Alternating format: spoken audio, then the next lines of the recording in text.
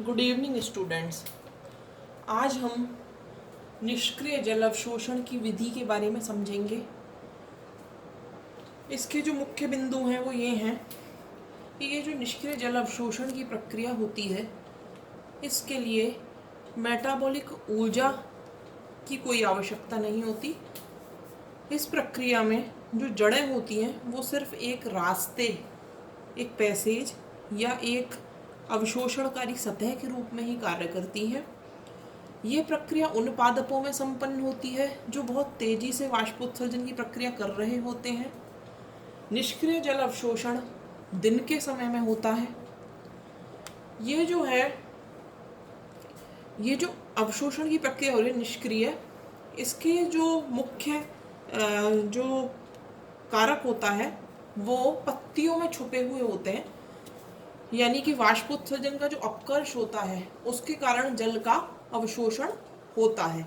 ये जो वाष्पोत्सर्जन अपकर्ष होता है यही मुख्य कारक होता है जो जल को जड़ों से लेकर पत्तियों की सतह तक खींचकर लाता है।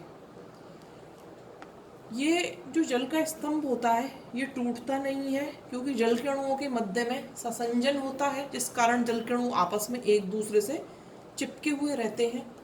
और इस प्रक्रिया में, जिसे निष्क्रिय अवशोषण कह रहे हैं, इसमें ऊर्जा की आवश्यकता नहीं होती, कोई ऊर्जा लगानी नहीं पड़ती है। अब अपन इसकी क्रियाविधि समझते हैं कि ये प्रक्रिया किस प्रकार संपन्न होती है। देखें, जैसा कि इस चित्र से आपको दिखाई दे रहा है, ये पादप है, ये पत्तियां हैं, ये तना है, ये जड़ें हैं। अब अवशोषण की प्रक्रिया निष्क्रिय रूप से किस प्रकार होगी, तो इसमें देखें यहाँ ऊपर से ये प्रक्रिया शुरू होगी। दिन के समय में जब वाष्पोत्सर्जन की प्रक्रिया होगी तो ये पत्ती का अपन ने सेक्शन काटा हुआ है, इसमें देखें ये मध्योतक कोशिकाएं हैं। तो पत्ती की जो मध्योतक कोशिकाएं होती हैं उनसे जल का वाष्पीकरण होगा, जिसके कारण इनमें जल की कमी हो जाएगी मध्योतक कोशिकाओं में।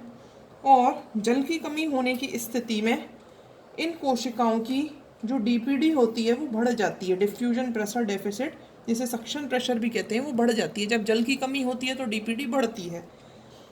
ऐसी स्थिति में अपनी जल की कमी को पूरा करने के लिए ये जो पत्तियों की मध्योतक कोशिकाएं होती हैं, ये पत्तियों के जाइलम जो कि इनके निकट संपर्क में है उनसे जल को अवशोषित करती हैं, खींचती हैं। यह प्रक्रिया तब तक चलती रहती है जब तक कि मध्योतक कोशिकाओं में और जाइलम वाहिकाओं में विसरण दाब बराबर नहीं हो जाता।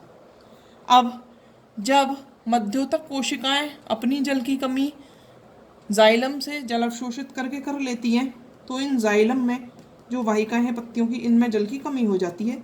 ये अपनी जल की कमी की पूर्ति तने के जाइलम से करती हैं, क्योंकि तने का जाइलम जो होता है वो पत्तियों के जाइलम से संपर्क में होता है। तो जाइलम वाहिकाओं से जल के निरंतर विसरण के कारण जाइलम में एक तनाव सा उत्पन्न हो जाता है।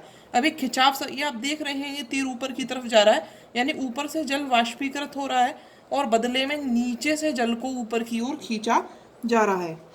क्योंकि पत्ती, तने व जड़ की जाइलम वाहिकाएं ये सब एक दूसरे के संपर्क में, पत्ती का जाइलम पर्णवृंत के द्वारा, तने के जाइलम से, तने का जाइलम जड़ के जाइलम से, ये सब निरंतर एक दूसरे के संपर्क में होते हैं और एक जल स्तंभ बनाते हैं। क्योंकि जल के अणु जो होते हैं उनके मध्य में संसंजन बल होता है, इस कारण ये जल स्तंभ टूटता नहीं है। और पत्ती की जो जाइलम वाहिकाओं में जो ये ऊपर की तरफ तनाव उत्पन्न हुआ है, खिंचाव उत्पन्न हुआ है, ये धीरे धीरे ये तनाव यानी नीचे से ऊपर की तरफ ये जो खिंचाव है ये जड़ की जाइलम वाहिकाओं तक पहुंच जाएगा। आप देखें तीर का निशान नीचे से ऊपर की ओर दर्शा रहा है, यानी ऊपर से जल वाष्पीकृत हो रहा है और खिंचाव जो है वो नीचे की तरफ जा रहा है। अब बदले में जड़ों से जल का अवशोषण हो रहा है और ऊपर की तरफ जल को वाष्पीकृत किया जा रहा है। अब जो जड़ है, जड़ में जो जाइलम वाहिका हैं उनका जो डीपीडी है वो कॉर्टेक्स की पेरेन्काइमी कोशिकाओं की डीपीडी से अधिक हो जाता है। तो जल का विसरण कॉर्टेक्स की पेरेन्काइमी कोशिकाओं से जाइलम वाहिकाओं में होने लगता है। धीरे धीरे जल का जो विसरण दाब होता है, ये जो जल की कमी होती है, ये कॉर्टेक्स की कोशिकाओं से होती हुई मूल रोम, ये जो रूट हेयर्स होती हैं, वहाँ तक पहुँच जाती है, जिससे मूल रोम से जल का विसरण कॉर्टेक्स की कोशिकाओं में होता है। जैसे अपन जड़ की काट काटेंगे तो अपन देखते हैं जड़ की काट में कि सबसे बाहर रूट हेयर है, फिर एपिडर्मिस है जिसे एपिब्लेमा कहते हैं, तो उसके भीतर कॉर्टेक्स की कोशिकाएं हैं। कॉर्टेक्स की कोशिकाएं जो हैं वो अंदर जाइलम से संपर्क में होती हैं।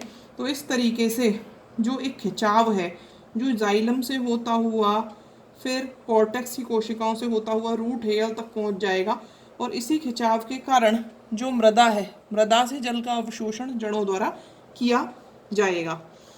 अब ये जो मूल रोम होते हैं उनसे जल का विसरण कॉर्टेक्स की कोशिकाओं में होने लगता है, और मूल रोम की कोशिका रस की जो ऑस्मोटिक कंसंट्रेशन होती है वो बढ़ जाती है। चूँकि मिट्टी में उपस्थित जो जल होता है, आप जानते हैं कैपिलरी वाटर होता है, इसकी सांद्रता मूल रोम के कोशिका रस से कम होती है, तो केशिका जल जो होता है कैपिलरी वाटर वो मूल रोम में प्रवेश करने लगता है। तो इस तरह से यहाँ ऊपर से वाष्पोत्सर्जन हो रहा है। इसके फलस्वरूप जो मीजोफिल कोशिकाओं में जो डीपीडी उत्पन्न हुआ था और जो जाइलम वाहिकाओं में ये जो तनाव हुआ है, इसके कारण मूल रोम मिट्टी से जल का अवशोषण करते हैं।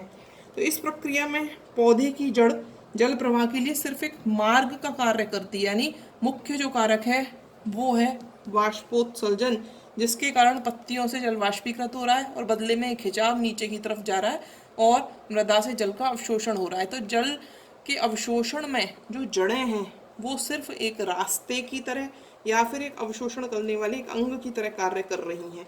तो ये जो है कि निष्क्रिय अवशोषण है, किसी ऊर्जा को लगाना नहीं पड़ रहा, किसी ऊर्जा की आवश्यकता इसमें नहीं पड़ रही है, जबकि एक्टिव एब्जॉर्प्शन में ऊर्जा लगानी पड़ती है। तो इसलिए ये उससे इस लिहाज से भिन्न है। तो अब स्टूडेंट्स अपन ने पढ़ा निष्क्रिय जल अवशोषण। इसके संबंध में किसी प्रकार की कोई समस्या हो तो आप नीचे कमेंट कर सकते हैं। Thank you.